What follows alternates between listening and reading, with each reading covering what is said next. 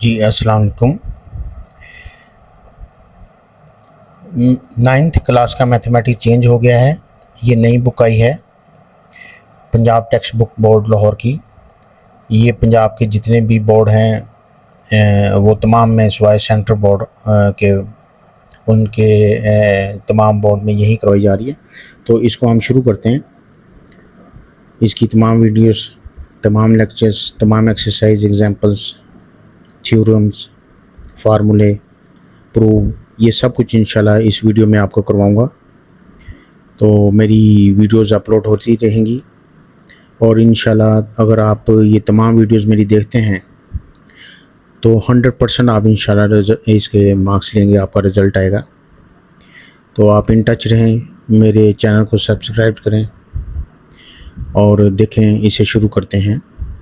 पहले चैप्टर से हम यूनिट नंबर 1 से शुरू कर रहे हैं। आएँ इसे शुरू करते हैं।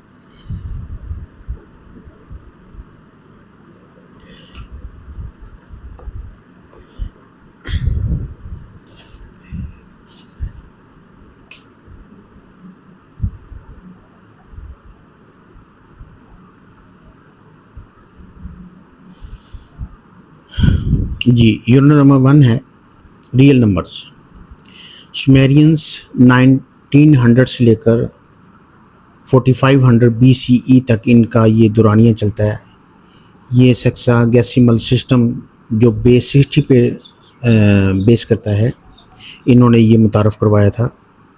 तो इसमें 1, 10, 60, 600, 3600, 36,000 ये इनके हायर यूनिट्स में आ जाती है, ये लास्ट वाले। इसके बाद दौर शुरू होता है इजिप्शियंस का। आपने सिर्फ इनके नाम और डेट और इन्होंने जो बेस मुतारफ़ करवाई वो याद रखना है, ज़्यादा डिटेल में जाने की ज़रूरत नहीं है आपको। उसके बाद इजिप्शियंस आ जाते हैं।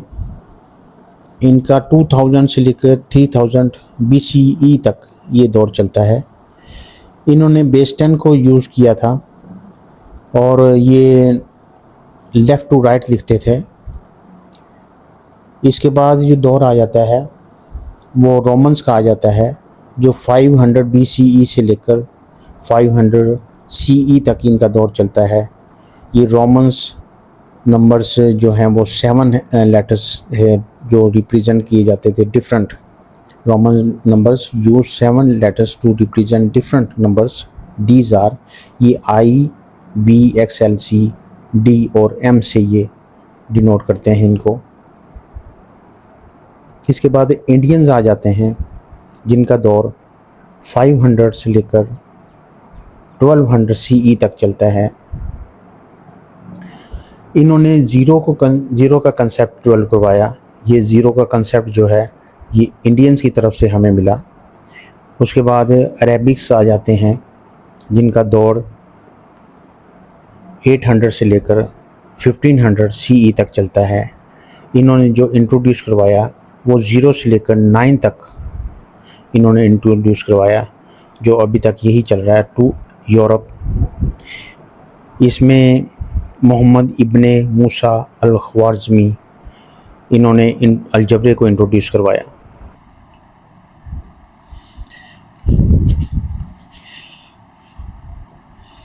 इसके बाद मॉडर्न एरा 1700 से लेकर प्रेजेंट अब तक यही चल रहा है।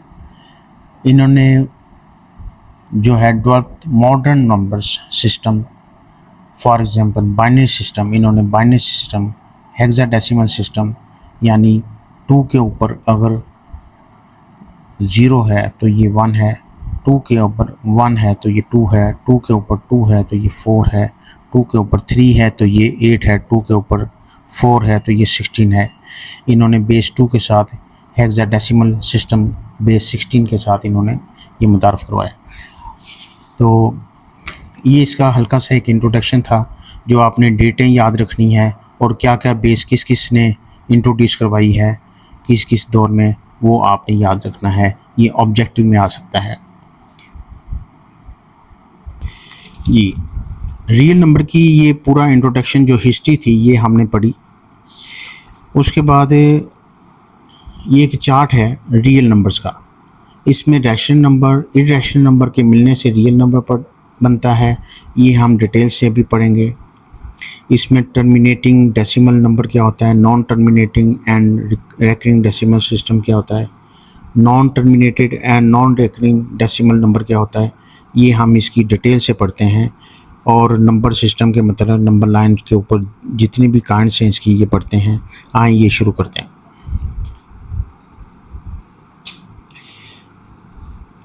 सबसे पहले आता है जी नेचुरल नंबर। नेचुरल नंबर जो है हमारे कैपिटल एन से डिनोट किया जाता है। ये 1 2 3 4 अप टू सो ऑन चलता है। तो इसकी ज़रूरत क्यों पेश आई, देखें कोई भी इक्वेशन है उसको सॉल्व करने के लिए हमें कोई नंबर चाहिए होते हैं। वो नंबर हम किस सेट से लेंगे, किस यूनिवर्स से लेंगे, वो हमारे पास कोई यूनिवर्सल सेट होना चाहिए। देखें इस इक्वेशन को अगर सॉल्व करना पड़े हमें तो x = 5 - 2, 2 को दूसरी तरफ ले जाएं तो ये 3 बनता है। अब ये 3 कहाँ से लेकर आए, यानी यहाँ 3 होगा तो इक्वेशन सॉल्व होगी, तो ये 3 हमारे पास इस सेट में से आएगा। तो इस तरह के तमाम जो हमारे पास इंटीजर्स टाइप जो नंबर्स हैं पूरे के पूरे वो इस नंबर से आएंगे जो नेचुरल नंबर है। इसी तरीके से अगर मेरे पास कोई इक्वेशन है जिस तरह से x + 2 = 2 है तो x = -2, ये कैंसिल होकर ये 0 आ जाता है। तो 0 तो मेरे पास इस सेट में है ही नहीं, नेचुरल नंबर में है ही नहीं। नेचुरल नंबर को हम काउंटिंग नंबर भी कहते हैं, ये हमारे पास है ही नहीं 0। तो फिर हमें इस सेट के बाद एक और सेट की ज़रूरत पड़ती है जिसमें 0 भी हो। तो ये एक सेट मेरे पास आ गया जिसमें 0 भी है। हमें एक और सेट बनाना पड़ा जिसको हमने होल नंबर का नाम दिया। इसको W से रिप्रेजेंट किया जाता है। ये 0 से लेकर ऑनवर्ड चलता है। अगर मैं आप बात करूं कि कोई ऐसी इक्वेशन निकालने की जिस तरह x + 5 = 2 है, इसको जब आप सॉल्व करेंगे तो 5 को दूसरी तरफ ले जाएं, 2 - 5 तो x = -3 आता है। अब आप देखें कि -3 जो है वो अगर आप इसको देखें तो ये मेरे पास नेचुरल नंबर में तो था ही नहीं, यहाँ नेचुरल नंबर में नहीं था ना होल नंबर में था। तो फिर मेरे पास ये दोनों सेट जो है ना, ये मेरी इक्वेशन को सॉल्व करने के लिए ये मेरी हेल्प नहीं कर रहे। यहाँ से कोई ऐसा नंबर नहीं मिल रहा जो मैं इस इक्वेशन में पुट करूँ तो ये इक्वेशन सॉल्व हो जाए। फिर हमें ज़रूरत पेश आई एक और सेट की, उससे बड़े सेट की, जिसको हमने z से डिनोट किया और इसको इंटीजर्स का नाम दिया। ये शुरू होता है 0 से लेकर पॉजिटिव नंबर्स और 0 से लेकर नीचे की तरफ नेगेटिव नंबर। इसको 0 + -1 और + -2 भी लिख सकते हैं हम। तो ये इसको हमने इंटीजर्स का नाम दिया। अभी तक हमने जो पढ़ा है वो हमने नेचुरल नंबर पढ़ा। होल नंबर किससे, नेचुरल नंबर n से डिनोट किया जाता है, 1 2 सो ऑन आगे चलता है। होल नंबर 0 से रिप्रेजेंट किया जाता है एंड 1 से लेकर 1 से लेकर चलता है। और जो इंटीजर्स हैं वो उसमें पॉजिटिव और नेगेटिव दोनों नंबर आ जाते हैं, 0 भी आता है। तो ये आगे चलते हैं। अच्छा, अगर मैं बात करूं कि एक ऐसी इक्वेशन की जो कि 2x + 3 है = 6, इसको सोल्व करिए तो 3 को दूसरे तो ले जाएं, 2x = 3 आ जाता है और फिर 2 से डिवाइड कर दें, 3/2 आ जाता है। तो ये जो P/Q की फॉर्म में है, ये पीछे मेरे पास इस फॉर्म में मेरे पास कोई नंबर नहीं था उस सेट में। तो हमें फिर और एक इंटीजर्स के बाद एक सेट की ज़रूरत पड़ती है जिसके रैशनल नंबर कहते हैं। रैशनल नंबर वो तमाम नंबर्स होते हैं जो P/Q की फॉर्म में लिखे जा सकते हैं, जबकि Q = 0, ये 0 नहीं होना चाहिए। और PQ कहाँ से आएंगे, ये इंटीजर्स में से आएंगे। सपोज यहाँ पॉजिटिव या नेगेटिव कोई भी नंबर हो सकते हैं सिवाय 0 के। तो इस तरह के तमाम नंबर्स का सेट, तो यानी कि आप ये देखें कि यहाँ सेट कौन सा हो जाएगा, 2/3 कोई नंबर है इसी में होगा, 4 है, इसको 1 से डिवाइड भी कर दें, ये भी P/Q की फॉर्म में बन जाता है, तो ये भी इसी सेट में होगा। 7 - 7/3 ये भी इसी सेट में होगा। इस तरह के तमाम नंबर्स जिसमें आपके पास नेचुरल नंबर भी आ जाते हैं, होल नंबर भी आ जाते हैं और इंटीजर्स भी आ जाते हैं, और इसके अलावा प्लस जो P/Q की फॉर्म में हैं वो भी सारे नंबर आ जाते हैं। ऐसा सेट हमें रैशनल नंबर कहलाता है। अब थोड़ा सा और आगे चलें तो कुछ ऐसे नंबर्स हैं जो पी ओवर क्यू की फॉर्म में नहीं लिखे जा सकते। सपोज पाई की वैल्यू है 3.141599 एंड सो ऑन चलती रहती है, ये नॉन टर्मिनेटेड है और नॉन रेकरिंग है। ई की वैल्यू जो है 2.7182 ये चलती चली जाती है, रिपीट भी नहीं हो रही और ख़त्म भी नहीं हो रही। स्क्वायर रूट 2 की वैल्यू आप कैलकुलेटर पे स्क्वायर रूट 2 को यूज़ करें तो ये आ जाता है, अंडर स्क्वायर रूट 3 को करें तो ये आ जाता है। स्क्वायर रूट के अंदर प्राइम नंबर्स आ जाएं तो ये नॉन टर्मिनेटेड बन जाते हैं। तो फिर अगर मेरे पास कोई इक्वेशन है, सपोज मेरे पास है X square is equal to 2, तो इसका अगर मैं सोल्यूशन निकालूं तो इसका सोल्यूशन निकलता है एक्स की value plus minus square root of 2। Square root 2 तो अगर मैं इसे देखूं तो ये पी ओवर क्यू की फॉर्म में लिखी ही नहीं जा सकती, तो फिर यहाँ रैशनल नंबर भी मेरी हेल्प नहीं कर रहा। फिर ऐसा है कि मुझे रैशनल नंबर के बाद फिर मुझे, यानी इस रैशनल नंबर के बाद फिर मुझे एक ऐसा भी सेट चाहिए जो इरैशनल हो, इरैशनल जिसको पी ओवर क्यू की फॉर्म में नहीं लिखा जा सकता। ठीक है, जिस तरह से ये सारे नंबर्स हैं जो पी ओवर क्यू की फॉर्म में नहीं लिखे जा सकते, तो इस इरैशनल नंबर के सेट की भी हमें ज़रूरत पड़ती है। तो रियल नंबर्स की आप डेफिनेशन की चलते हैं।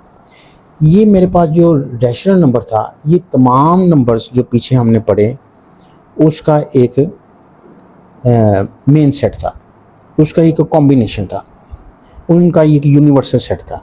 वो तमाम सेट चाहे नेचुरल नंबर हैं, चाहे होल नंबर हैं, चाहे इंटीजर्स हैं, वो इसी में से आए हैं। वो तमाम का एक यूनिवर्सल सेट था। अब इस सेट को ले लें और इस इरैशनल नंबर को ले लें, इन दोनों को अगर आप मिला दें तो कोई ऐसा नंबर बचता ही नहीं है जो इसमें ना आ सकता हो। तो इनको दोनों को मिलाकर हम, यानी अगर रियल नंबर की बात करें तो रैशनल और इरैशनल नंबर का यूनियन करें तो हमारे पास एक रियल नंबर का सेट बनता है। तो फिर रियल नंबर ये के अंदर वो तमाम नंबर्स आ जाते हैं जो सिवाय कॉम्प्लेक्स नंबर ना हो, और तमाम के तमाम नंबर, यानी कि कॉम्प्लेक्स नंबर उनको कहते हैं जो स्क्वायर रूट के अंदर नेगेटिव नहीं आना चाहिए। जिस तरह नेगेटिव -5, कोई भी नंबर स्क्वायर रूट के अंदर नेगेटिव ना आए, वो तमाम के तमाम नंबर इनमें से हमें इस सेट, रियल सेट में से मिल जाएंगे। नहीं जी, अब चलते हैं एक्सरसाइज की तरफ।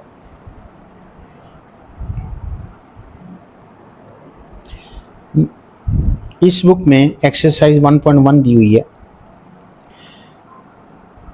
क्वेश्चन नंबर 1 है identify each of the following as a rational और इरैशनल नंबर। इसमें जितने भी रैशनल और इरैशनल नंबर हैं वो बताएं कौन कौन से हैं। लाइन इसे हम सॉल्व करते हैं।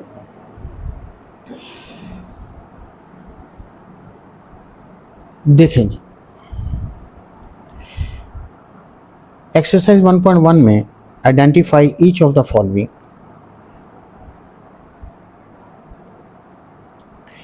एज अ रैशनल और इरैशनल नंबर। देखें 2.35335 ये एक पॉइंट के बाद नॉन टर्मिनेटेड है। यहाँ देखते हैं तो नॉन टर्मिनेटेड है कि नहीं है।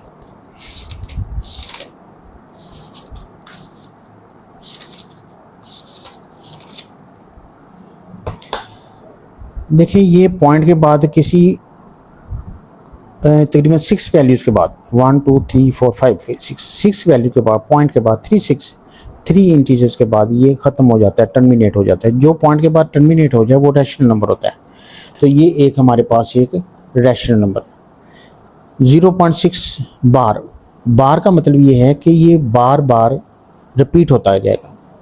6.666 ये रिपीट होता जाएगा। जो एक ही नंबर बार बार रिपीट हो रहा है या सेट ऑफ नंबर्स रिपीट हो रहे हैं तो वो भी रैशनल नंबर बन जाता है। तो ये भी एक रैशनल नंबर है। क्वेश्चन पार्ट नंबर 3 में देखें कि ये ना तो ख़त्म हो रहा है ना रिपीट हो रहा है, तो ये इरैशनल नंबर हो जाएगा। पॉइंट के बाद वैल्यूज़ ख़त्म ही नहीं हो रही। अगर पॉइंट के बाद वैल्यूज़ ख़त्म ही ना हो और रिपीट भी ना हो रही हों तो वो इरैशनल होता है। इसी तरीके से आप ये देखें कि स्क्वायर रूट 7, यानी मैंने बताया कि स्क्वायर रूट के अंदर प्राइम नंबर आ जाए, उसका अगर स्क्वायर रूट लें तो नॉन टर्मिनेटेड वैल्यू आ जाती है, तो इरैशनल नंबर ये बन जाता है क्योंकि ये पॉइंट के बाद रिपीट नहीं हो रही। और चेंज होती जा रही है और टर्मिनेट भी नहीं हो रही, तो ये भी इरेशनल नंबर हो जाएगा। ई की वैल्यू 2.718281 और ये चलती जाती है, ये भी इरेशनल नंबर बन जाता है। इसी तरीके से अगर पाई की वैल्यू देखें 3.1415 और ये चलती जाती है, पॉइंट के बाद वैल्यूज ख़त्म नहीं होती, तो टर्मिनेट नहीं हो रही, ये भी इरेशनल नंबर बन जाता है। और इसी तरीके से 5 प्लस स्क्वायर रूट 7, देखें ये हमारे पास इरेशनल नंबर है क्योंकि स्क्वायर रूट के अंदर प्राइम नंबर है। और इरेशनल नंबर के अंदर अगर कोई हमारे पास रैशनल नंबर यानी 5/1 लिख दूँ तो ये रैशनल नंबर है। कोई इरेशनल प्लस रैशनल मिलके इरेशनल ही बनता है। तो आप इसे कैलकुलेट भी स्क्वायर रूट लेकर 11 का +5 करेंगे तो इरेशनल नंबर ही आएगा। इसी तरीके से स्क्वायर रूट 13 का ले लें, 3 का ले लें, ये भी इरेशनल है क्योंकि ये भी प्राइम है, ये भी प्राइम है।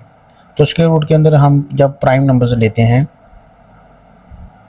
और वो नॉन टर्मिनेटेड हो जाते हैं, और ये भी नॉन टर्मिनेटेड है, ये भी नॉन टर्मिनेटेड, ये भी रिपीटेड नहीं है, ये भी रिपीटेड नहीं है, यानी इरेशनल प्लस इरेशनल ही रहता है।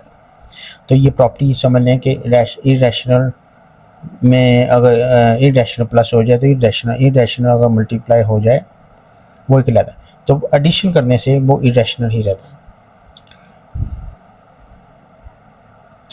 अच्छा, इस तरीके से या आप ये देखें 15/4 लिखा हुआ है, अगर आप इसे डिवाइड करें तो 3.75 ये टर्मिनेट हो जाता है, ये मज़ीद आगे नहीं चलता, ठीक है। तो ये रैशनल नंबर हो जाएगा, ठीक है ना, ये हमारा रैशनल नंबर हो जाएगा।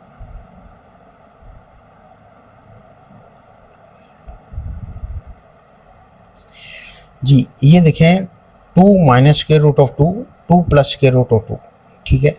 ये देखने में तो ये भी इरेशनल है, ये भी इरेशनल है, मगर जब ये मल्टीप्लाई हम कर देते हैं तो इसमें फार्मूला लगता है a minus B A plus B का a square minus B square, तो ये 4 माइनस 2 ये 2 आ जाता है, तो ये हमारे पास रैशनल बन जाता है। अगर इसी फॉर्म में ही हम इसको कैलकुलेट करने की कोशिश करें तो ये देखें कि कैलकुलेटर पे अगर हम इसे कैलकुलेट अगर डायरेक्ट कैलकुलेट करेंगे आप, जिस तरह square root of 2 plus 2 multiply by 2 minus square root of 2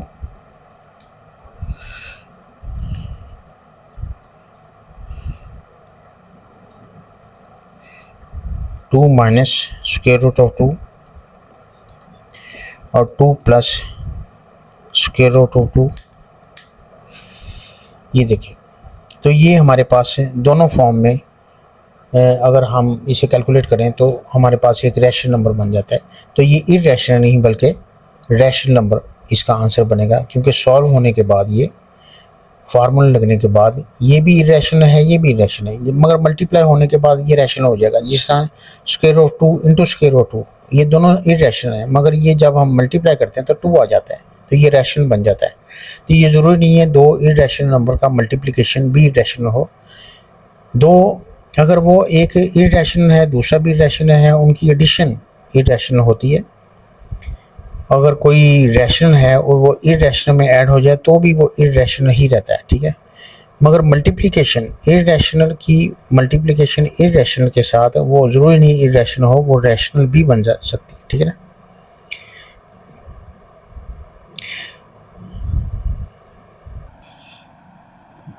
exercise 1.1 का अब क्वेश्चन नंबर 2 है, represent the following number on the number line. इन तमाम को हमने नंबर लाइन पर रिप्रेजेंट करना है।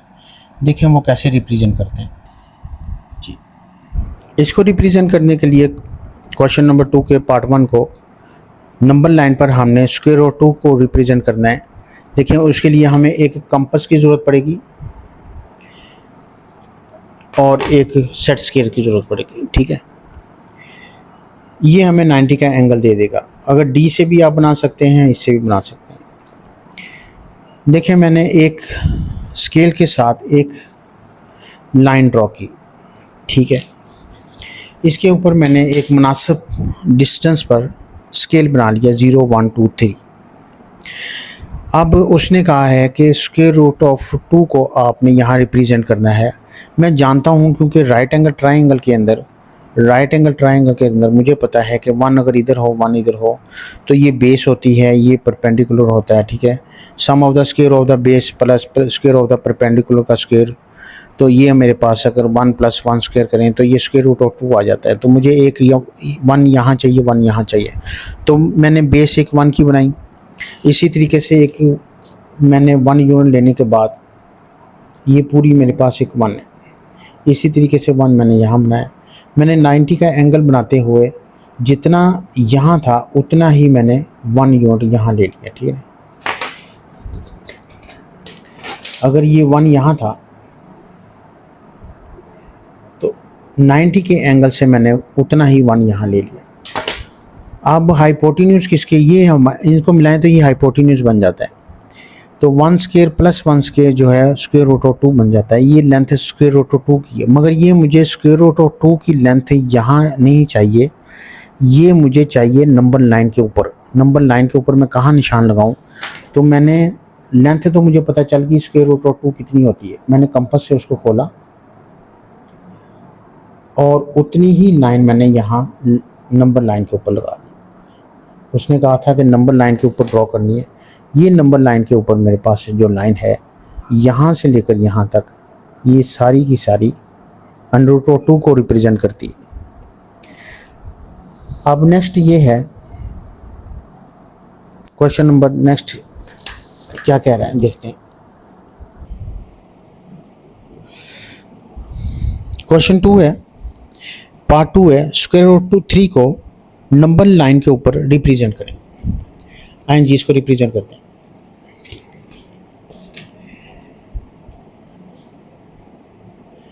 देखें हमने एक 0 1 2 3 और 0 -1 -3 एक नंबर लाइन ले ली, ठीक है। 1 की बेस के साथ हमने एक राइट एंगल ट्रायंगल बनाई है, ठीक है ना। राइट एंगल ट्रायंगल आप डी से भी बना सकते हैं, आप इसके साथ भी बना सकते हैं, ठीक है। अगर 1 यूनिट मैंने इधर लिया है तो 1 यूनिट ही इधर लिया है, तो अगर 1 लेंथ इसकी इधर है, ठीक है, ये देखें 1 लेंथ अगर इसकी इधर है तो 90 के साथ ही 1 लेंथ इधर है, ठीक है ना। अगर ये 1 है तो 1 ये, तो इसका ये फिर हाइपोटेन्यूज हो गया, 90 के सामने हाइपोटेन्यूज होता है। और ये कैसे निकालते हैं, 1 का और इस 1 का सम ऑफ द स्क्वायर करें, यानी 1 का स्क्वायर रूट 1 का स्क्वायर + 1 का स्क्वायर करें और उसका स्क्वायर रूट लें तो ये 2 आ जाता है। स्क्वायर रूट 2 आ गया, मगर मुझे स्क्वायर रूट ऑफ 3 चाहिए। तो फर्दर मैं यहाँ एक 90 का एंगल और बनाता हूँ। मैंने 90 का एंगल एक और बनाया इसके साथ, ठीक है। तो 1 लेंथ थी, 1 लेंथ मैंने यहाँ ले ली। अब 1 लेंथ यहाँ थी तो 1 लेंथ फर्दर मैंने यहाँ ले ली। अब मेरे पास ये एक राइट एंगल ट्रायंगल आ गई। इस राइट एंगल ट्रायंगल में देखें 90 के सामने हाइपोटेन्यूज होता है, तो ये स्क्वायर रूट ऑफ 2 की लेंथ है, ये 1 की लेंथ है। तो इनका सम ऑफ द स्क्वायर अगर मैं यहाँ दोबारा करूँ तो ये देखें इसका square root, sum of the square of base and the square of the perpendicular का स्क्वायर रूट अगर लें, sum of the square of the base and perpendicular का स्क्वायर रूट लें तो ये हाइपोटेन्यूज आ जाता है। तो ये स्क्वायर रूट को कैंसिल कर देता है, 2 + 1, तो होल स्क्वायर रूट लेने से स्क्वायर रूट ऑफ 3 आ जाता है। तो ये स्क्वायर रूट ऑफ 3 की मेरे पास ये टोटल लेंथ, ये जो यहाँ से यहाँ तक बनी है, ये स्क्वायर रूट ऑफ 3 बनी है। मगर मुझे ये लेंथ यहाँ नहीं चाहिए, मुझे ये लेंथ चाहिए, ठीक है। इसको मैंने मेजर करना चाहता हूँ, इसका निशान लगाना चाहता हूँ नंबर लाइन के ऊपर। तो मुझे लेंथ तो मिल गई है, मैं नंबर लाइन के ऊपर घुमाकर इसको कंपास को लेकर आता हूँ, यहाँ निशान लगा देता हूँ। तो ये जो निशान आपको नज़र आ रहा है, तो ये मैंने रिप्रेजेंट कर दी 0 से लेकर 1 तक, 0 से लेकर ये 1, ये इस निशान तक, ये जो लेंथ है ये स्क्वायर रूट ऑफ 3 को रिप्रेजेंट कर रही है। तो ये हमने नंबर लाइन के ऊपर इसको रिप्रेजेंट कर दिया। क्वेश्चन नंबर 2 का नेक्स्ट पार्ट है 4 कंप्लीट 1/3, यानी 4 कंप्लीट है। इसको जूम करके देखें कि ये अगर 4 कंप्लीट है तो 1/3 हमने फर्दर इसका लेना है। तो इसको नंबर लाइन के ऊपर कैसे रिप्रेजेंट करते हैं देखते हैं। तो ये देखें मैंने एक नंबर लाइन ली 0 से लेकर 5 तक और -1 -2 तक। देखें मुझे 4 कंप्लीट, उसने कहा है कि 4 कंप्लीट 1/3। ये 4 मैंने 0 से लेकर 4 तक एक कंप्लीट ले लिए, 3 फर्दर लेने। अगर नेक्स्ट जो यूनिट है इसके 3 इक्वल पार्ट्स कर लें, मैंने इसके यानी कि 4 से लेकर ये 5 तक, जो फर्दर थे इसका मैंने अंदाजे के साथ एक 3 पार्ट्स किए हैं, ठीक है ना, इक्वल पार्ट्स किए हैं। तो 1/3 यानी कि इन 3 में से एक पार्ट मज़ीद आप ले लें। 1/3 का मतलब ये है कि ये 1/3 है, ये नेक्स्ट अगर आप इतना लेते हैं तो 2/3 हो जाएगा, अगर सारे ही लेते हैं तो 3/3 हो जाएगा, मगर मुझे 1/3 लेना है, ठीक है। तो ये 1/3 बस इतना सा पार्ट बनता है। मैंने ये 4 कंप्लीट ले लिए और फर्दर यहाँ नहीं बल्कि जी बिल्कुल, तो ये जो पार्ट है जो मैंने फर्दर लिया है ये 1/3 है। तो अब यहाँ तक आ गए, 0 से लेकर 4 तक आ गए, तो ये निशान जो बनेगा ये 4 कंप्लीट 1/3 का निशान बन जाएगा हमारे पास। ये हमने इस नंबर लाइन के ऊपर रिप्रेजेंट कर दिया। नेक्स्ट पार्ट देखते हैं इसका जी। नेक्स्ट पार्ट में -2 होल 1/3। अब -2 होल, ये -2 होल 1/3 क्वेश्चन 2 है, पार्ट 4 है, -2 होल 1/3। इसको हम नंबर लाइन पे रिप्रेजेंट करते हैं। देखते हैं इसको हम नंबर लाइन पे कैसे रिप्रेजेंट करते हैं।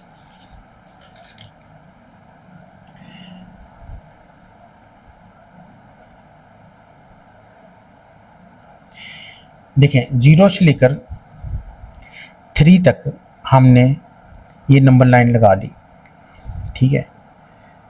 और इसका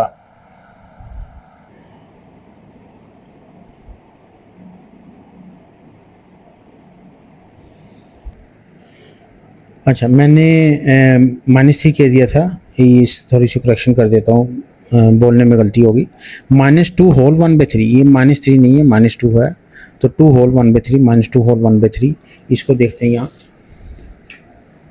ये -2 होल 1/3 है। तो -2 हमने 0 से लेकर -2 नेगेटिव वैल्यू जो इस तरफ चलेंगे और 3 मज़ीद लेने, तो ये 1/7 है या 1/3 है, ये देख लेते हैं।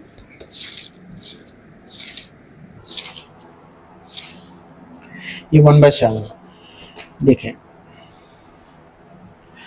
अच्छा -2 हमने ये कंप्लीट ले लिए और 1/7, और नेक्स्ट के हमने 7th पार्ट में से एक पार्ट मज़ीद लेना है। तो देखें कि अच्छा ये -2 होल 1/7, तो 1/7 यानी नेक्स्ट का हमने 7th पार्ट और लेना है। नेक्स्ट यूनिट का हमने 7 इक्वल पार्ट कर लेते हैं, 1 2 3 4 5 6 7 पार्ट कर लिए, और इसका एक पार्ट 1/7 कहलाता है, तो एक पार्ट इसमें से चूज़ कर लेंगे। हमने -2 कंप्लीट और नेक्स्ट पार्ट थोड़ा सा 1/7 और चूज़ कर लेंगे, तो ये -2 होल 1/7 हो जाएगा। यानी यहाँ जो आप निशान लगाएंगे ये -2 होल 1/7 को रिप्रेजेंट करेगा। ठीक हो गया जी। चलते हैं नेक्स्ट पार्ट की तरफ। इसका 5th पार्ट है 5/8। 5/8 को हम रियल लाइन के ऊपर देखते हैं। ये आपने एक नंबर लाइन लगाई 0 से लेकर 1 तक और 2 और आगे सोन -1 -2। तो हमने सिर्फ इसमें होल है ही नहीं, कंप्लीट कोई नंबर नहीं है, कंप्लीट है ही नहीं, तो यहाँ कंप्लीट कोई नहीं, सिर्फ पार्ट है, वो भी फर्स्ट का शुरू करेंगे हम। तो अगर कोई यहाँ कुछ नहीं लिखा हो तो फर्स्ट पार्ट के ही हम 8 पार्ट करके उसमें से 5 चूज़ कर लेंगे, 5 ले लेंगे। तो ये देखो 1 2 3 4 5 6 7 8 हमने पहले के 8 पार्ट्स कर लिए, उसमें से फर्स्ट 5 पार्ट्स हमने सेलेक्ट कर लिए। तो ये हम 5/8 यहाँ से यहाँ तक जो 0 से लेकर इस निशान तक कितने पार्ट्स बन जाते हैं, ये 5/8 यानी 8 के 5 पार्ट्स। तो नेक्स्ट पार्ट की तरफ देखते हैं कि लास्ट पार्ट जो है इसका, ये 5th पार्ट था। तो 6th पार्ट में ये है कि 2 होल 3/4।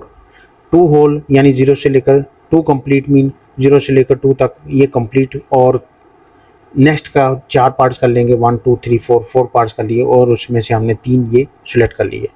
तो ये बन जाता है फिर 3/4। ये आपका क्वेश्चन नंबर 2 कंप्लीट हुआ। चलते हैं नेक्स्ट क्वेश्चन की तरफ। एक्सरसाइज 1.1 का क्वेश्चन नंबर 3 है, express the following as a rational number P और Q where P and Q are integers and Y is not equal to 0। देखें इसको हमने पी और क्यू की फॉर्म में लिखना है 0.4 बार को। बार का मतलब होता है बार बार रिपीट करना। पहला क्वेश्चन हम सॉल्व करते हैं, देखते हैं, मगर इस पर देखें 0.37 बार है। अच्छा, एक बात देखें कि हम अगर बार पॉइंट के बाद एक बार है तो 10 से मल्टीप्लाई करेंगे यानी 10 से, अगर 2 बार है तो 100 यानी 100 से मल्टीप्लाई करेंगे। अगर फ़र्ज़ करें ये 3 के ऊपर बार होता तो हम 3 ज़ीरो यानी 1000 से मल्टीप्लाई करते हैं, ठीक है। तो देखें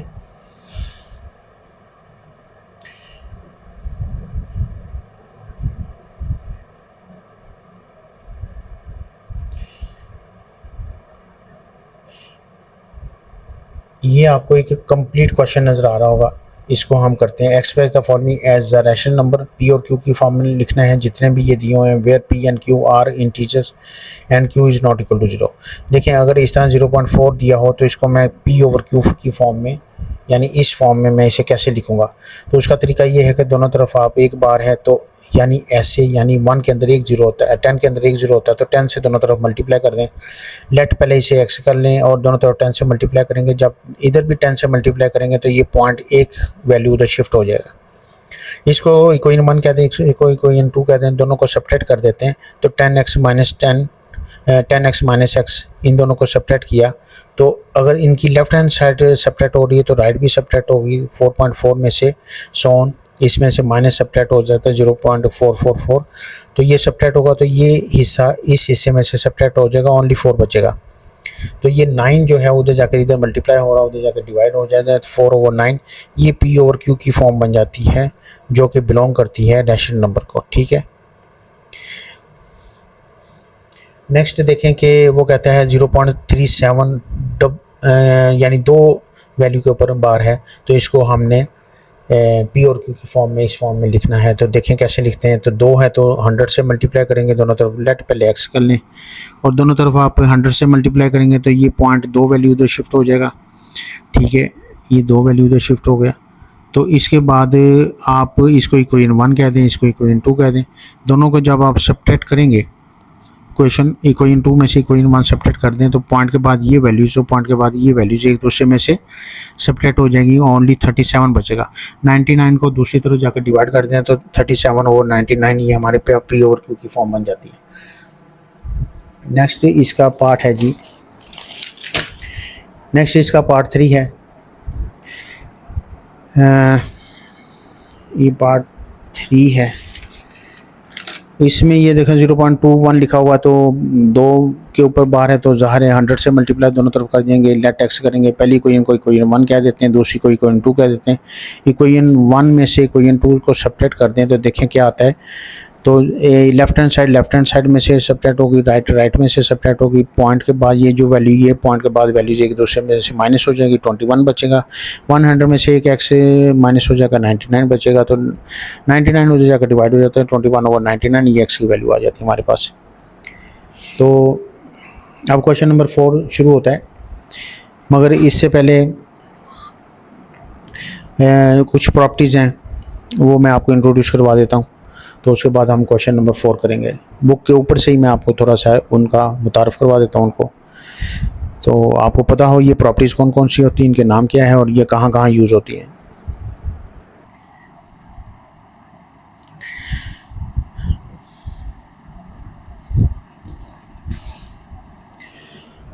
जी, इस बुक में हमारे पास properties of the real numbers दी हुई हैं।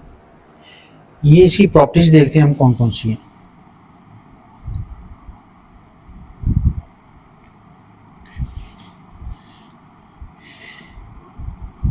पहले आती है एडिटिव प्रॉपर्टीज़, उसके बाद आती है मल्टीप्लिकेटिव प्रॉपर्टीज़। पहले हम एडिटिव प्रॉपर्टीज़ देख लेते हैं।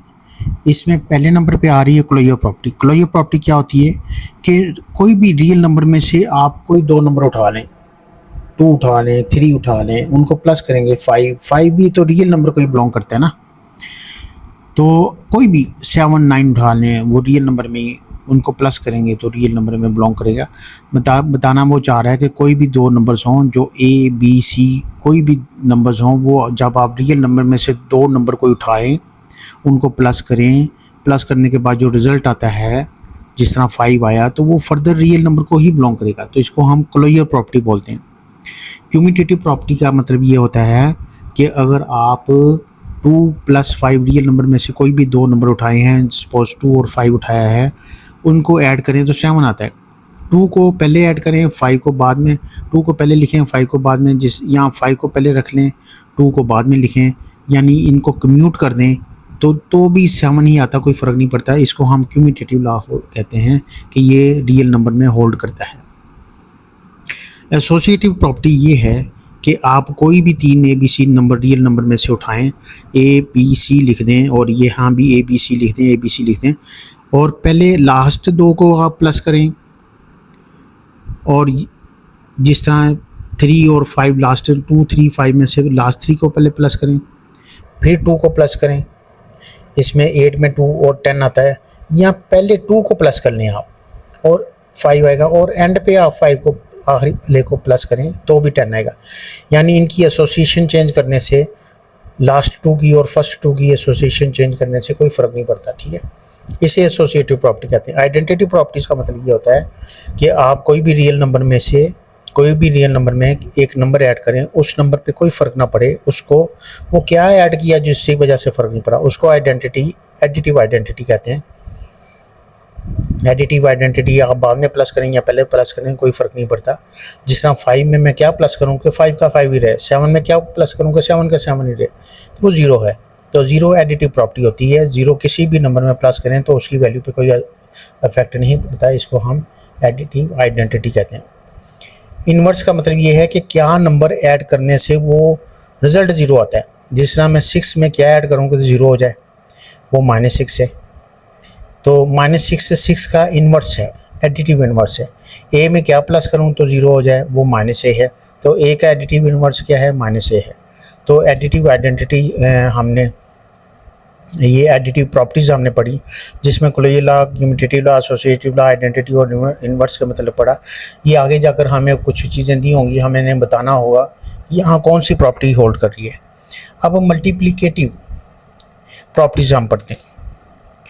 देखें, इसमें भी क्लोजर है, कम्यूटेटिव, एसोसिएटिव, आइडेंटिटी, इन्वर्स है।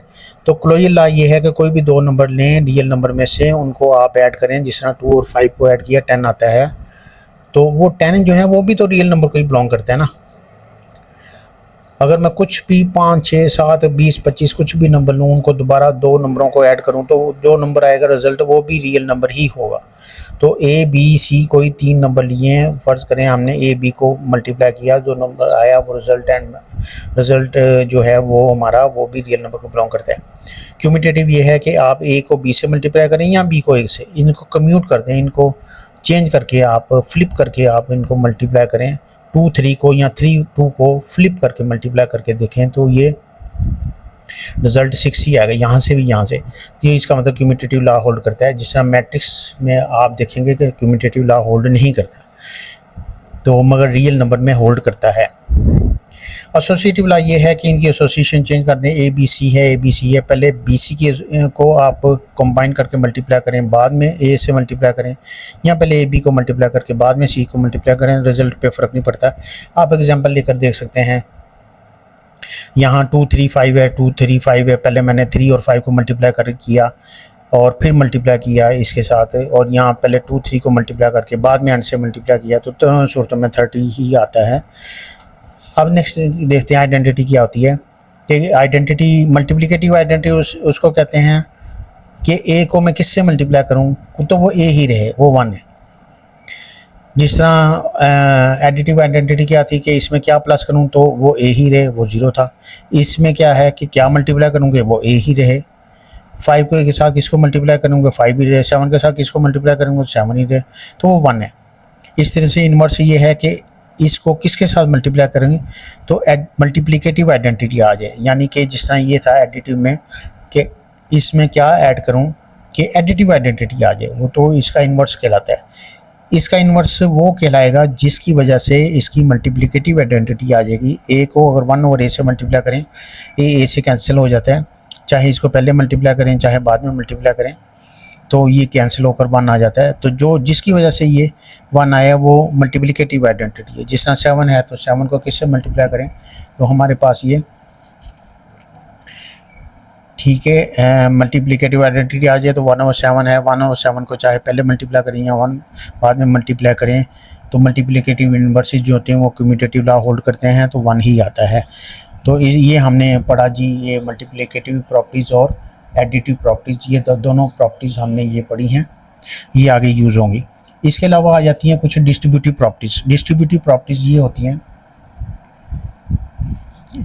कि इसमें एडिशन, सब्ट्रैक्शन और मल्टीप्लिकेशन, तीन दोनों चीज़ें आ जाती हैं। जिस तरह ये मल्टीप्लिकेशन भी और एडिशन भी है, तो ये अगर b प्लस सी मल्टीप्लाई हो रहा है कंबाइन, अगर बाहर में a से मल्टीप्लाई करूँ, ये a जाकर इससे भी मल्टीप्लाई होगा, इसके साथ भी मल्टीप्लाई होगा, तो आप देखेंगे कि left hand side, right hand side कोई नंबर 2, 3, 4, 2, 3, 4 वगैरह कुछ भी लगाकर आप इसे चेक कर सकते हैं। लेफ्ट साइड और राइट साइड पे कोई फ़र्क नहीं पड़ता। इस प्लस की जगह माइनस भी हो जाएगा तो भी ये हमारी जो डिस्ट्रीब्यूटिव प्रॉपर्टी, ये डिस्ट्रीब्यूट आपने ए को इसके साथ और ए के साथ दोनों के साथ डिस्ट्रीब्यूट कर दिया, तो ये डिस्ट्रीब्यूटिव प्रॉपर्टी कौन सी थी? लेफ़्ट डिस्ट्रीब्यूटिव, क्योंकि लेफ़्ट की तरफ से हमने मल्टीप्लाई किया। अगर हम राइट की तरफ से मल्टीप्लाई करेंगे तो राइट डिस्ट्रीब्यूटिव कहलाएगी। ये अंदर प्लस था तो अंडर एडिशन है, अगर माइनस होगा तो अंडर ये सब्ट्रैक्शन होगा। तो ये क्या कहलाएगा? लेफ़्ट साइड से मल्टीप्लाई करने से ये कहलाएगा, ये is called left distributive property of the multiplication over the subtraction. अगर मैं राइट साइड से मल्टीप्लाई करूँगा तो ये कहलाएगा right distribution properties of the multiplication over addition. अगर माइनस है तो ये कहलाएगा right distributive property of the multiplication over subtraction. ठीक है, ये कहलाएगा जी। ये दोबारा रिपीट कर देता हूँ, ये फोकस नहीं हो रहा था। a माइनस बी अगर राइट साइड से मल्टीप्लाई हो रहा तो A C minus B C is called the right distributive properties is called right distributive properties of the multiplication over subtraction, क्योंकि यहाँ सब्ट्रैक्शन है और राइट साइड से हम सी को मल्टीप्लाई कर रहे हैं।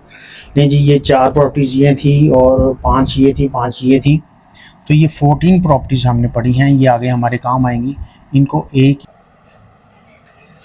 जी। नेक्स्ट प्रॉपर्टीज़ हैं properties of the equality of real numbers. Real numbers की प्रॉपर्टीज़ देखें। रिफ्लेक्सिव प्रॉपर्टी, रिफ्लेक्सिव प्रॉपर्टीज हम for all A belong to X, इसको हम पढ़ते हैं for all A belong to X जी। ये है for all A belong to X, for all A belong to R, R real number है, A is equal to A, A is equal to ए, यानी इसमें से अगर मैं 5 उठाऊं तो 5 अपने आप के ही इक्वल होता है। तो कोई भी नंबर आप उठाएं वो अपने आप के ही इक्वल होता है। इस प्रॉपर्टी को हम रिफ्लेक्सिव प्रॉपर्टी कहते हैं। सिमेट्रिक प्रॉपर्टी ये होती है कि कोई भी 2 नंबर आप रियल नंबर में से उठाएं और अगर ए बी के इक्वल है तो बी ए के इक्वल होगा। तो अब पहले मैंने इसमें से फर्ज किया 5 उठाया, यहाँ देखते हैं, फर्ज करें मैंने रियल नंबर में से एक 3 उठाया, फिर एक और नंबर उठाया वो भी 3 ही था। ये पहले वाला 3 है, ये बाद वाला 3, ये पहले वाला 3 दूसरे 3 के इक्वल होगा, ये दूसरा 3 पहले वाले के इक्वल होगा। तो इस तरीके से आप कोई भी 2 नंबर जब उठाते हैं, अगर वो 2 नंबर आपस में इक्वल हैं तो पहले वाला दूसरे की इक्वल होगा और दूसरे वाला भी पहले की इक्वल होगा। तो इसे हम सिमेट्रिक प्रॉपर्टी बोलते हैं। ट्रांजिटिव प्रॉपर्टी ये होती है कि अगर आप रियल नंबर में से ए बी सी कोई भी 3 नंबर उठा लें, अगर ए और बी दोनों आपस में इक्वल हैं और ए अगर बी के इक्वल है और बी सी के इक्वल है तो फिर ए सी के इक्वल होगा, तो ये तीनों आपस में इक्वल हो जाएंगे। एडिटिव प्रॉपर्टी ये कहती है कि अगर आप रियल नंबर में से कोई 3 नंबर उठाते हैं, अगर ए बी के इक्वल है तो इन दोनों में तरफ आप कुछ ऐड कर दें, कोई एक नंबर ऐड कर दें। जिस तरीके से ये फ़र्ज़ करें कि 5 के इक्वल है, 5 के इक्वल है, तो अगर दोनों तरफ मैं 3 प्लस भी कर दूं तो ये 8 इज इक्वल टू 8, तब भी ये इक्वल रहेगा। एक जैसा नंबर ऐड करने से तो इक्वलिटी में कोई फ़र्क नहीं पड़ता। तो अगर हम किसी एक इक्वलिटी जहां होल्ड करती है, एक जैसा नंबर दोनों तरफ ऐड कर दें तो कोई फ़र्क नहीं पड़ता है, इसको एडिटिव प्रॉपर्टी कहते हैं। मल्टीप्लिकेटिव प्रॉपर्टी ये होती है कि अगर 2 नंबर इक्वल हैं, दोनों तरफ एक जैसा नंबर मल्टीप्लाई कर दें तो कोई इफेक्ट नहीं आता। कैंसिलेशन प्रॉपर्टी ये है कि अगर a plus C is equal to B plus C है तो दोनों तरफ से अगर मैं c कैंसिल, एक जैसा नंबर कैंसिल भी कर दूं तो भी कोई फ़र्क नहीं पड़ेगा, वो a फिर b के इक्वल, जो रिमेनिंग पार्ट है वो भी इक्वल होगा, तो इसे कैंसिलेशन प्रॉपर्टी कहते हैं। ये कैंसिलेशन प्रॉपर्टी अंडर एडिशन भी होल्ड करती है, अंडर मल्टीप्लिकेशन भी होल्ड करती है। तो यहाँ एडिशन था तो हमने एडिशन होल्ड किया। अगर मल्टीप्लिकेशन हो तो देखें क्या करेंगे। अगर ए बी सी दोनों तीनों रियल नंबर को बिलोंग करते हैं, मगर ये है कि सी हमारा 0 नहीं होना चाहिए। तो अगर ए सी बी सी के इक्वल है, ये जो सेम नंबर आपको नज़र आ रहा है ये दोनों तरफ से कैंसिल कर भी दें तब भी इक्वलिटी पे होल्ड करती है, तो इसको हम cancellation property with respect to multiplication बोलते हैं। आगे चलते हैं।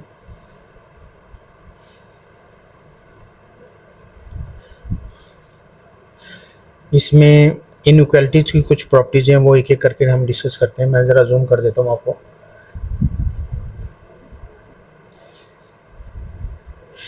देखें ट्रिकोटोमिक प्रॉपर्टीज़ ऑर्डर के लिहाज से। ऑर्डर का मतलब ये है कि यानी कि एक ए लेस देन बी है या बी लेस देन ए है, ये इनइक्वालिटी ऑर्डर के हिसाब से हम देखते हैं कि देखें ए बी कोई दो नंबर मैंने रियल नंबर में से उठाए हैं, तो आप ये देखो ट्रिकोटोमिक प्रॉपर्टी ये कहती है या तो वो दोनों इक्वल होंगे, या ए ग्रेटर देन बी होगा, या एक लेस देन बी होगा। तो ये तीनों के अलावा दुनिया में कोई आप कंपैरिजन करना चाहते हैं तो या तो आप कहेंगे दो चीज़ें इक्वल हैं, या एक बड़ी है दूसरे से, या एक छोटी है दूसरे से। ये कंपैरिजन ऐसे ही होगा, तो इसके अलावा कोई फोर्थ ऑप्शन नहीं होती।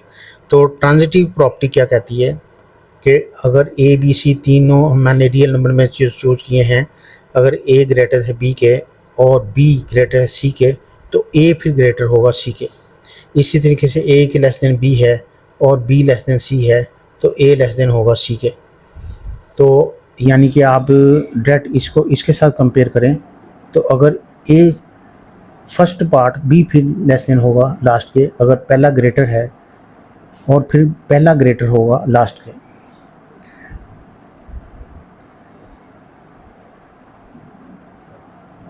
एडिटिव प्रॉपर्टी ये कहती है कि अगर ए ग्रेटर है बी के, उन दोनों तरफ कुछ ऐड कर दें तो इक्वालिटी पे फ़र्क नहीं पड़ता। इनइक्वालिटी जो है वो ये फर्स्ट पार्ट अगर हमारा ग्रेटर है तो ये ग्रेटर ही रहेगा, अगर फर्स्ट पार्ट हमारा लेस देन है तो ये लेस देन ही रहेगा।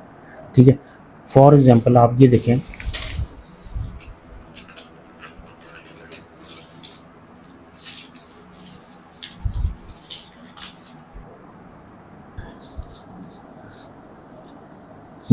ये एडिटिव प्रॉपर्टी की मतलब हम पढ़ रहे थे कि 5 अगर ग्रेटर है 3 के, अगर दोनों तरफ एक जैसा नंबर में ऐड कर लूँ, सपोज मैं 4 ऐड कर देता हूँ तो ये 9 बन जाता है, ये 7 बन जाता है। तो फिर भी इनइक्वालिटी हमारी लेफ़्ट हैंड साइड हम ग्रेटर ही रहेगी राइट हैंड साइड से, तो यहाँ भी लेफ़्ट हैंड साइड हमारी ग्रेटर है राइट हैंड साइड से। सेम नंबर के ऐड करने से इनइक्वालिटी पे फ़र्क नहीं पड़ता। ये नंबर चाहे पॉजिटिव ऐड करें चाहे नेगेटिव ऐड करें, इनइक्वालिटी पे फ़र्क नहीं पड़ता। ठीक है, मगर अंडर एडिशन बात कर रहे हैं हम। ये दोबारा बता देता हूँ, ये जूम आउट हो गया था। तो अगर 5 ग्रेटर है 3 के, अगर दोनों तरफ अगर मैं 4 ऐड कर दूँ, ठीक है, 3 + 4, तो ये 3 + 4 देखिए मैंने 4 इधर भी ऐड कर दिया है, 4 इधर भी ऐड कर दिया है, तो ये बन जाता है 9 ग्रेटर 7 के। ठीक है, तो 9 ग्रेटर 7, ये लेफ्ट हैंड साइड मेरी अब भी ग्रेटर है राइट हैंड साइड से, पहले भी लेफ्ट हैंड साइड ग्रेटर थी राइट हैंड साइड से। सेम नंबर दोनों तरफ चाहे पॉजिटिव हो चाहे नेगेटिव हो, ऐड करने से इनइक्वालिटी पे फ़र्क नहीं पड़ता। तो ये चीज़ मैंने ऊपर बताई थी, मगर मेरा ख्याल ये जूम में नहीं आई तो मैंने रिपीट कर दी नीचे। ठीक है जी,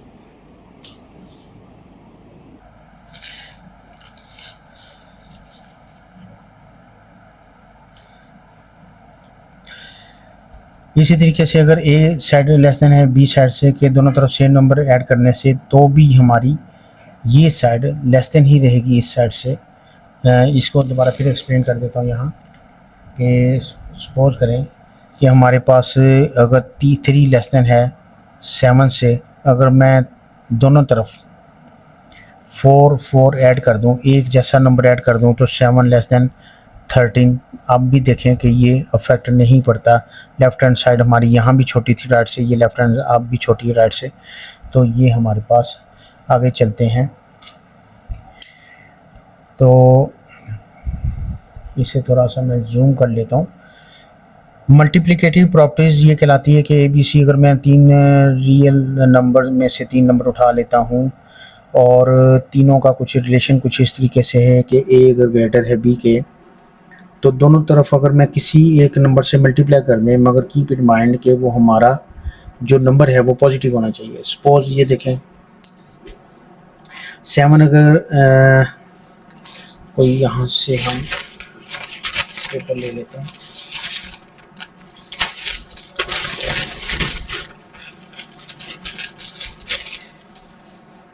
देखें यहाँ मैं आपको समझा दूँ कि अगर ए ग्रेटर है बी से, यानी 3 अगर ग्रेटर है 2 से, अगर दोनों तरफ में 4 से मल्टीप्लाई भी कर दूं तो ये 12 ग्रेटर रहेगा 8 से, क्योंकि ये जो मल्टीप्लाई हम कर रहे हैं ये दोनों नंबर, ये जो नंबर है ये ग्रेटर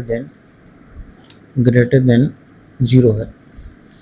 तो दोबारा रीड कर देता हूँ मैं, अगर 3 ग्रेटर है 2 से, तो अगर मैं दोनों तरफ 4 से मल्टीप्लाई भी करता हूँ तो 12 जो ग्रेटर रहेगा 8 से, क्योंकि ये जो नंबर मल्टीप्लाई होने जा रहा है ये पॉजिटिव है।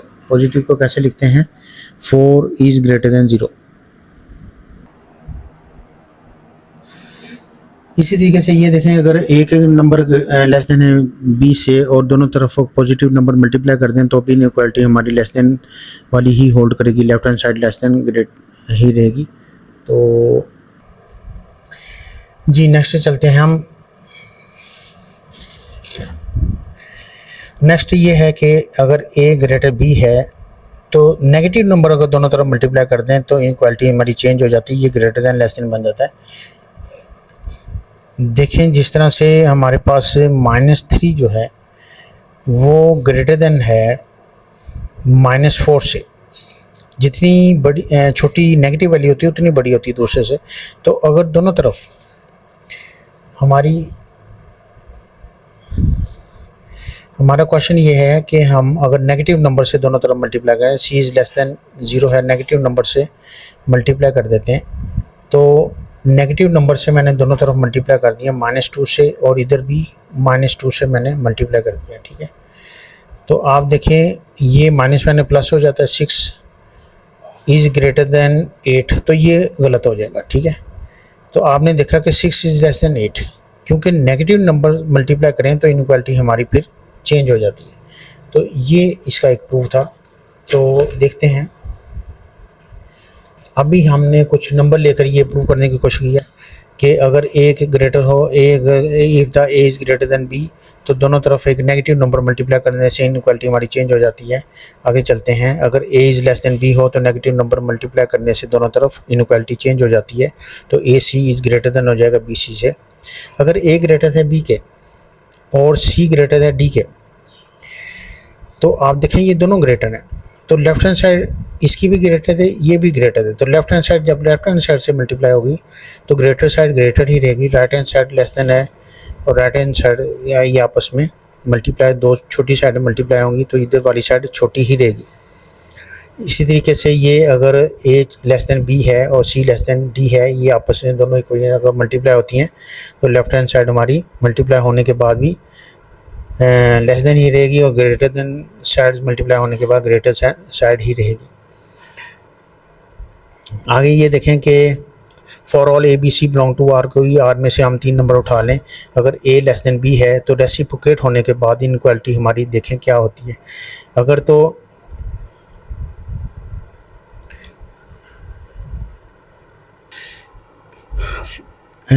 हम ये कर रहे थे कि अगर ए लेस देन बी के है और कोई पॉजिटिव नंबर से हम दोनों तरफ डिवाइड कर दें तो हमारी इनइक्वालिटी पे फ़र्क नहीं पड़ता, मगर अगर नेगेटिव नंबर से हम दोनों तरफ डिवाइड कर देते हैं तो इनइक्वालिटी हमारी चेंज हो जाती है। नेगेटिव नंबर इनइक्वालिटी में मल्टीप्लाई या डिवाइड करने से इनइक्वालिटी चेंज हो जाती है।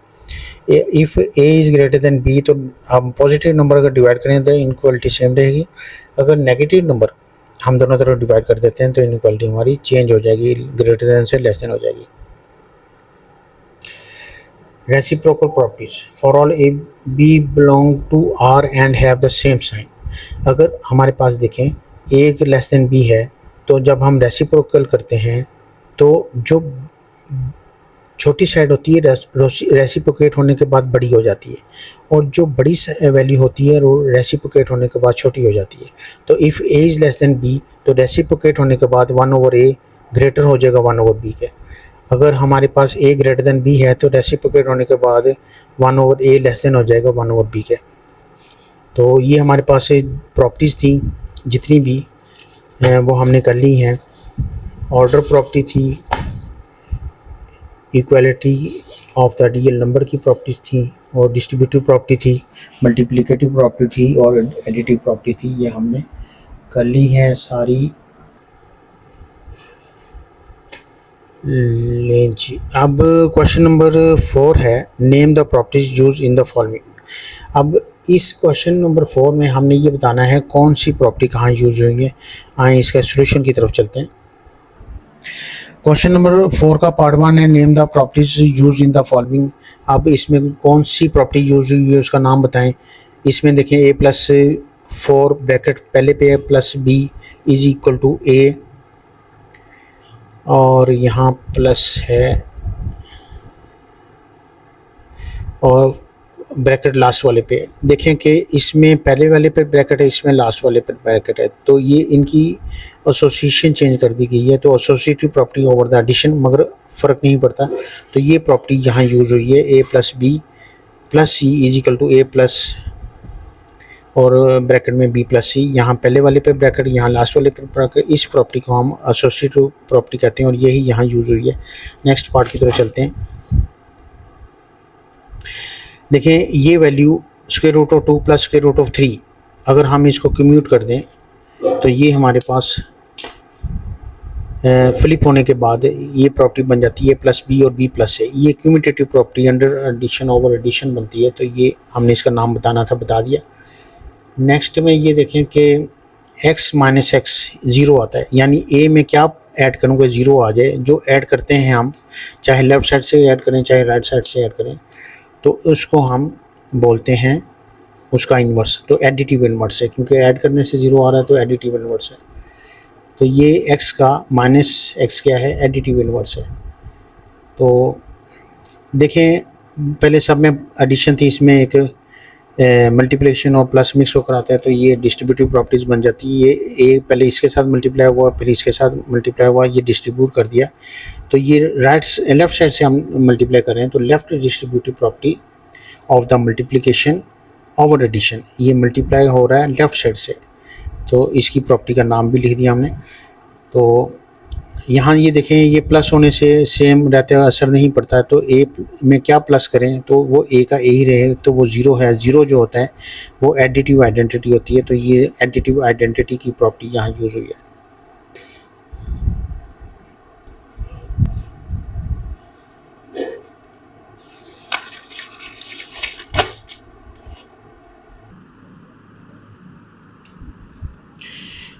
देखिए दोनों तरफ क्या है, मल्टीप्लाई करें कि कोई इफेक्ट नहीं आता। तो ये 100 को किससे मल्टीप्लाई करेंगे तो 100 है। जिस तरह a को मैं 1 से मल्टीप्लाई करूँ लेफ़्ट साइड से या राइट साइड से, वो a का a रहता है। ये मल्टीप्लिकेटिव आइडेंटिटी कहलाती है कि वो कौन सा नंबर होता है जिसको मल्टीप्लाई करने से उसकी वैल्यू पे असर नहीं पड़ता, तो वो मल्टीप्लाई करने से जो असर नहीं पड़ता वो मल्टीप्लिकेटिव आइडेंटिटी होती है।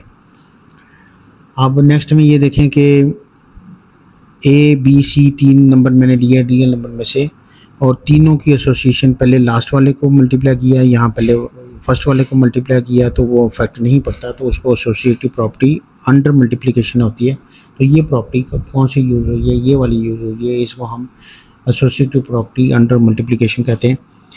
A को B से मल्टीप्लाई करें या B को A से मल्टीप्लाई करें, इसको फ्लिप करने से फ़र्क नहीं पड़ता। इसको कम्यूटेटिव प्रॉपर्टी अंडर मल्टीप्लिकेशन कहते हैं। और नेक्स्ट देखें, name the properties use in the following. इसमें कौन सी प्रॉपर्टी यूज़ हुई है। तो इनक्वालिटीज़ में आपने देखा होगा कि हम दोनों तरफ से नंबर प्लस कर दें तो कोई फ़र्क नहीं पड़ता। तो यहाँ ये देखें कि +3 + 3 हमने दोनों तरफ एक जैसा नंबर ऐड किया, तो उसमें ये हमारी शायद पहले भी लेस थी, अब भी लेस है। तो a is less then b हो तो सेम नंबर दोनों तरफ ऐड करने से फ़र्क नहीं पड़ता। तो ये एडिटिव प्रॉपर्टी कहलाती है, ठीक है ना। तो अब नेक्स्ट में ये देखें कि अगर ए लेस देन बी हो, दोनों तरफ रेसिप्रोकल ले लें, तो रेसिप्रोकल लेने से इनइक्वालिटी चेंज हो जाती है, ये रेसिप्रोकल प्रॉपर्टी कहलाती है। इसी तरीके से आप ये देखें, अगर ए लेस देन बी है तो दोनों तरफ एक जैसा नंबर ऐड कर दें, तो वो चाहे पॉजिटिव वैल्यू हो चाहे नेगेटिव नंबर हो, तो ऐड करने से इनइक्वालिटी में कोई असर नहीं पड़ता, तो ये एडिटिव प्रॉपर्टी बन जाती है। ठीक है, तो आप ये देखें, अगर मल्टीप्लाई दोनों तरफ कर दें, मगर मल्टीप्लाई किए जाने वाला नंबर पॉजिटिव होना चाहिए, तो इनइक्वालिटी पे कोई फ़र्क नहीं पड़ता, ये मल्टीप्लिकेटिव प्रॉपर्टी कहलाती है। मगर जो मल्टीप्लाई किया जा रहा है अगर वो नेगेटिव नंबर है, सी इज़ लेस दैन ज़ीरो है, तो फिर हमारी ए सी जो वैल्यू है वो अगर तो आप हटा देंगे तो इनइक्वालिटी चेंज हो जाएगी, अगर लगा देंगे तो भी चेंज हो जाएगी। अगर ए ग्रेटर देन बी है, अगर दोनों तरफ सी से मल्टीप्लाई कर दें तो इनइक्वालिटी चेंज हो जाती है। अगर ऑलरेडी सी मल्टीप्लाई हो रहा है तो हटाने से बी चेंज हो जाती है, मल्टीप्लिकेटिव प्रॉपर्टी ये कहलाती है। ठीक है जी। इधर A is greater than B or A is equal to B or A is less than B, ये कोई भी दो नंबर हों, यहाँ तो वो इक्वल होते हैं, या एक दूसरे से बड़ा होता है, या ए पहले वाला दूसरे से छोटा होता है, इसे हम ट्रिकोटोमी प्रॉपर्टी बोलते हैं। नेक्स्ट पार्ट है जी क्वेश्चन नंबर बल्कि 6 है, इसके आगे आप क्वेश्चन नंबर 5 हमने कंप्लीट कर लिया। Find to rational numbers between 1/3 and 1/4। 1/3 और 1/4 के दरमियान दो रैशनल नंबर हमने ढूंढने हैं।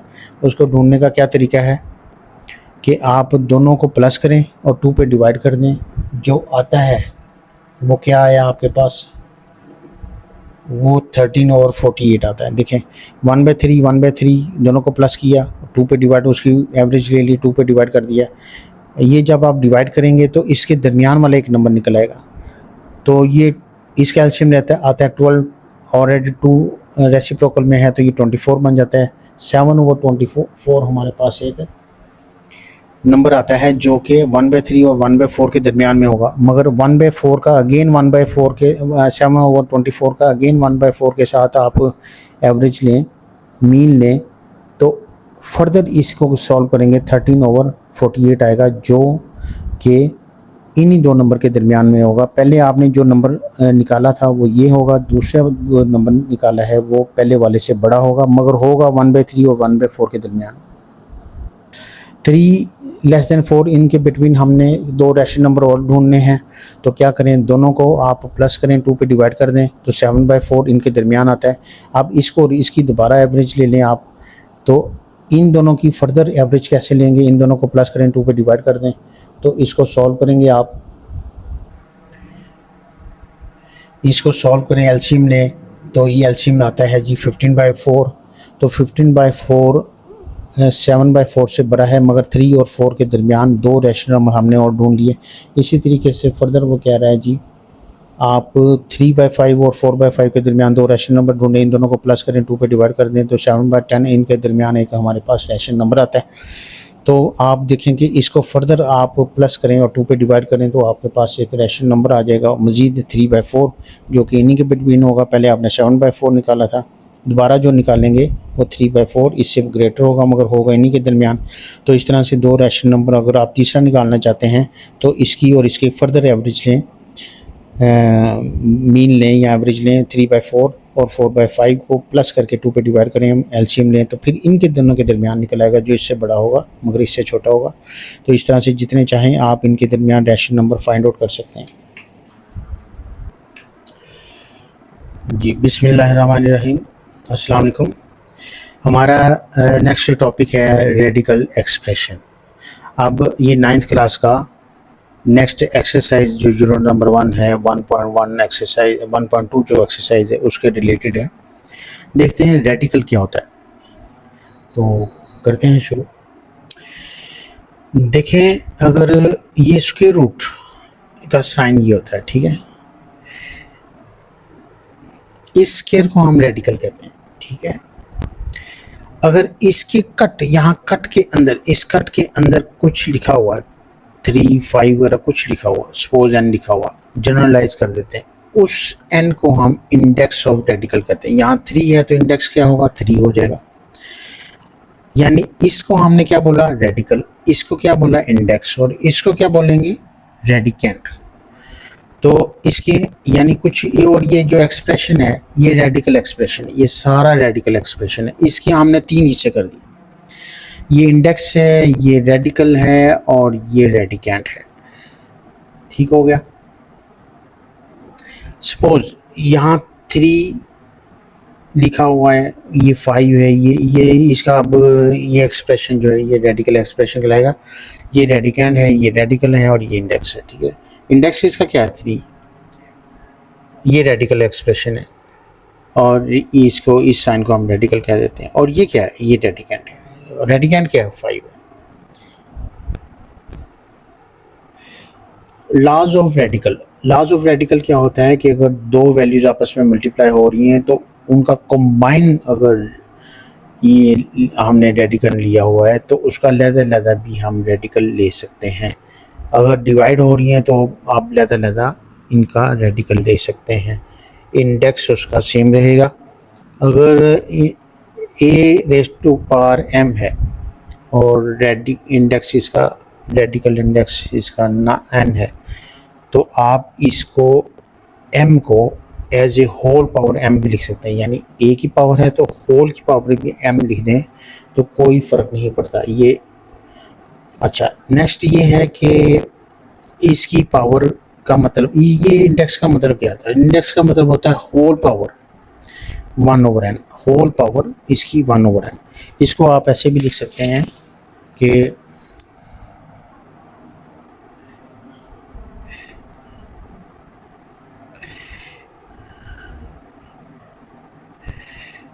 an ये है और इसका मतलब ये होता है whole raised to power n। Power में पावर से मल्टीप्लाई हो जाती हो, a आ जाता है। यानी जो एक्सपोनेंट है वही, अगर इंडेक्स है रेडिकल का इंडेक्स भी वही है, वही इसकी एक्सपोनेंट है, तो वो आपस में कैंसिल आउट होकर ये हमारा जो रेडिकेंट की वैल्यू सिर्फ बचती है। ठीक है। लॉज ऑफ इंडिसेस, देखें 2 बेसिस आपस में मल्टीप्लाई हो रही हों तो एक्सपोनेंट आपस में प्लस हो जाते हैं, यानी a की पावर m है, a की पावर n है तो दोनों की एक्सपोनेंट्स आपस में प्लस हो जाती है। अगर ये 3 है, ये 5 है तो ये 3 + 5 8 बन जाएगा। पावर की पावर आपस में क्या हो जाता है, मल्टीप्लाई हो जाती है। ठीक है। इसी तरीके से अगर होल पावर है, अंदर कोई वैल्यूज है a b, ये हर एक के ऊपर एक्सपोनेंट लहदा लगेगा, इसके ऊपर लहदा लगेगा, इसके ऊपर एक्सपोनेंट लहदा लगेगा। ये a और b है, पूरे के ऊपर n पावर है तो ये n पावर हमारे पास a के ऊपर लहदा आएगी, b के ऊपर लहदा आएगी। इसी तरीके से अगर लहदा है तो नीचे वाला एक्सपोनेंट बेसिस सेम होनी चाहिए। अगर नीचे वाला एक्सपोनेंट ऊपर वाले एक्सपोनेंट में से माइनस हो जाते हैं, किसी वैल्यू के ऊपर पावर अगर 0 है, उसका एक्सपोनेंट 0 है तो इसका मतलब होगा 1 है। यहाँ कुछ भी हो, 1000 हो, कुछ भी हो, 5 6 7 कुछ भी हो, तो सबकी वैल्यू 1 ही होगी, चाहे बेस कुछ भी हो। एक्सपोनेंट अगर 0 है तो हमारे पास उसकी वैल्यू 1 हो जाती है। तो ये है हमारे पास लॉज ऑफ इंडिसेस। ठीक है ना, 1 2 3 4 5 6 लॉज ऑफ इंडिसेस हमने डिस्कस किए। ये एक एग्जांपल नंबर 7 है। ठीक है, ये रेडिकल एक्सप्रेशन है। इंडेक्स हमारे पास 4 है और रेडिकेंट में 16x⁴ y⁴ लिखा हुआ है। तो पूरे की पावर अगर 4 है, इंडेक्स 4 है, तो इसको मैंने बताया कि होल रेज़्ड टू पावर 1/4 भी लिख सकते हैं। तो 1/4 है, होल पावर हो तो ये पावर हर एक के ऊपर लहदा भी लग सकती है। ठीक है ना, इसके ऊपर ये 16 पर लहदा लगेगी, 4 पर लहदा, 8 पे के साथ लहदा, यानी इस वैल्यू, इस वैल्यू और इस वैल्यू सब के साथ ये लहदा, ये हमारे पास इंडेक्स जो है ना इसकी एक्सपोनेंट बन जाएगा। 16 को हम 2 रेज़्ड टू पावर 4 लिख सकते हैं।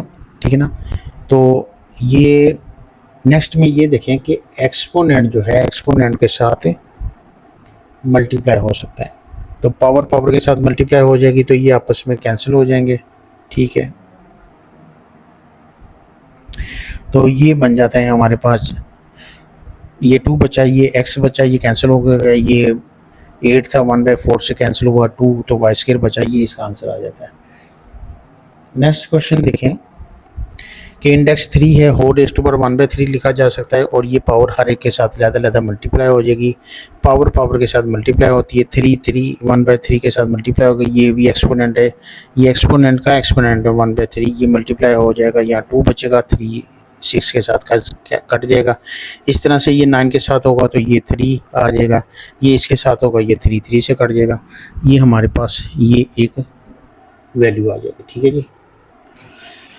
जी, हो रेज़ टू पावर -1/3 लिखा हुआ, तो ये नेगेटिव वैल्यू जो है ना रेसिप्रोकल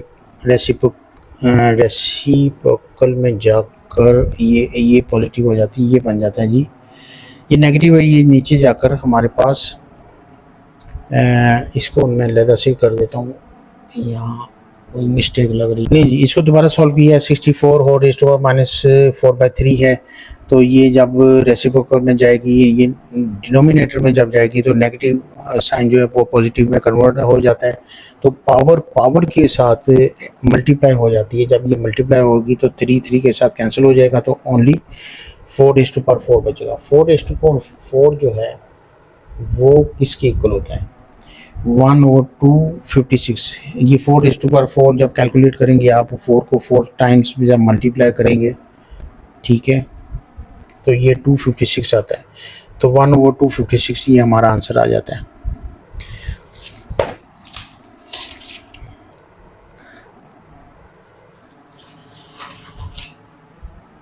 देखें जी, सर्ड्स क्या होते हैं, surds and their application. Irrational radical with rational radicand is called a surd.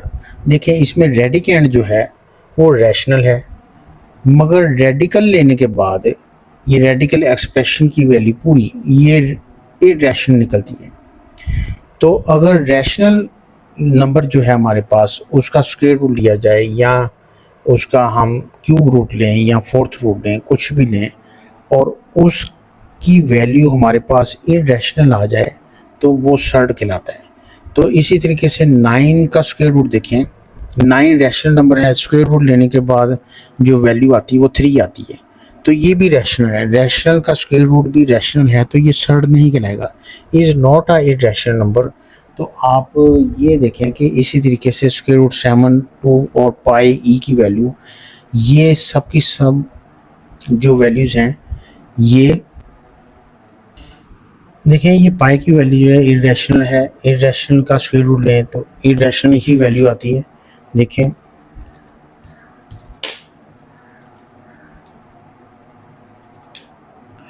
तो इरेशनल वैल्यू आती है। हमारी जो पाई की वैल्यू है वो भी इरेशनल है, स्क्वायर रूट लें तब भी इरेशनल आती है, ई की वैल्यू भी इरेशनल है, पाई वैल्यू तो भी इरेशनल आती है। ये भी सर्ड नहीं है, क्योंकि सर्ड की कंडीशन ये है कि आप रैशनल वैल्यू लें, उसका सर्ड लें, उसका आप रेडिकल लें, तो वो पूरी वैल्यू इरेशनल आए। जिस तरह ये है, रैशनल की वैल्यू इरेशनल आए तो वो सर्ड कहलाता है, ठीक है ना। तो ये, मगर अगर ये इरेशनल है तो जिस तरह ये है, और ये करके देखते हैं ज़रा, जिस तरह पाई की वैल्यू देखें आती है 1.772453, ये चलती जाती है, तो इरेशनल की वैल्यू भी हमारे पास इरेशनल आई है, इरेशनल का स्क्वायर रूट भी इरेशनल आया, तो ये सर्ड नहीं है। रैशनल का स्क्वायर रूट इरेशनल आए तो वो सर्ड, ठीक है। चलते हैं नेक्स्ट जी। नेक्स्ट टॉपिक है हमारे पास, टाइप्स ऑफ द सर्ड्स क्या हैं। Surds that contains a single term is called nominal surd. जिस तरह ये सिंगल टर्म है, ठीक है, ये भी एक सिंगल टर्म है, तो ये नॉमिनल कहलाएगी। अब बाइनोमियल क्या होता है कि अगर square root of 3 plus square root 3 दो मोनोमियल का सम, यानी दो टर्म्स हैं, उनका सम जो है वो बाइनोमियल कहलाता है, बाइनोमियल सर्ड्स कहलाता है। The surd that contains the sum of two monomial surds. ये दो मोनोमियल सर्ड्स हैं, एक हो तो उसको मोनोमियल सर्ड्स कहते हैं, ये भी मोनोमियल सर्ड्स है। दो मोनोमियल सर्ड्स का प्लस जो है बाइनोमियल, बाई का मतलब होता है दो, तो वो बाइनोमियल सर्ड्स कहलाएगा, ठीक है। ये दो एग्जांपल्स दी हुई हैं। The product of two conjugate surds is a rational number. देखें, दो कॉन्जुगेट सर्ज का प्रोडक्ट जो होता है वो रैशनल कैसे होता है।